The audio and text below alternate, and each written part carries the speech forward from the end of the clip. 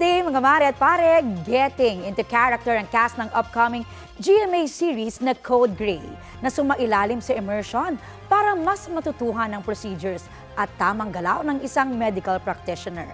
Narito ang latest.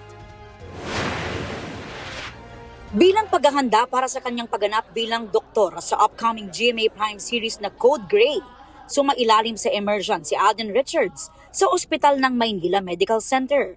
Kasama ni Alden ang co-stars na sina Andrea Torres, Shuvi Etrata, Faith De Silva, Christopher Martin at Christopher De Leon. Para mas magampanan ng mabuti ang role bilang si Dr. Grayson Lazaro, siniguro ni Alden na matutunan ang mga basic procedures at tamang galaw ng isang surgeon. Kasama na ang tamang pagsuot ng surgical gloves at gown. Tinuruan din sila ng pag-suture o pagtahi ng sugat. At sumailalim din sila sa basic life support training. Yung proper counting, yung tamang position, etc. And also, natutunan ko din dito yung mga iba-ibang klaseng stitches when it comes to surgery.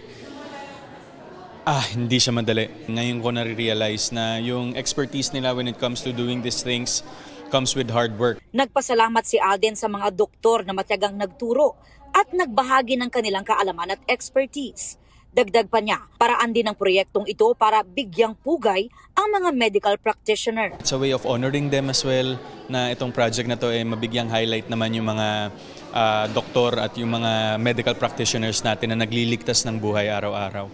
Kababalik lang ni Alden mula sa halos isang buwang taping ng pinagbibidahan ding serye na Love Siargao. Kakaiba raw ang naging experience niya sa Siargao dahil kahit nagtatrabaho, mistulang naging healing escape pa raw ito dahil sa ganda at payapang hatid ng isla. It didn't feel like work because of what you're seeing every day. Siyempre, yung accommodations namin, beachfront, so dagat yung nakikita mo sa araw-araw, di ba, kakaiba yun.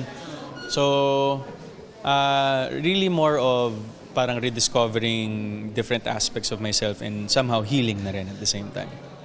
Aubrey Carampel, nagbabalita para sa GMA News. Romantic feels ang hatid ng camping date ni Kapuso primetime action hero Ruru Madrid at kanyang girlfriend na si Bianca Umali. Sa Instagram, nag-share ng ilang photos at video si Ruru, enjoying the views ng sunset at city lights sa camping site sa Tanay, Rizal. Sa caption, sinabi ni Ruru na, "I'm home with Tag kay Bianca." Bibida soon si Ruru sa upcoming GMA Prime series na Hari ng Tondo kasama si Kapuso Drama King Dennis Trillo. Magbibigay buhay at boses naman si Bianca sa GMA Pictures animated film na El Arcangel na dapat ding abangan. Ang kapatid naman ni Ruru na si sparkle artist Rere Madrid ikinasal na sa basketball player na si Kai Soto. Sa Instagram, isinare ni Rere ang highlights ng kanilang intimate wedding. Nagpasalamat si Rere sa relasyon nilang pinagtibayan niya ng challenges at sa mga taong nagmamahal at sumusuporta sa kanila. Thankful din sila sa kanilang pamilya na naging malaking parte ng kanilang pagmamahalan. Present din sa wedding si Ruru at si Bianca.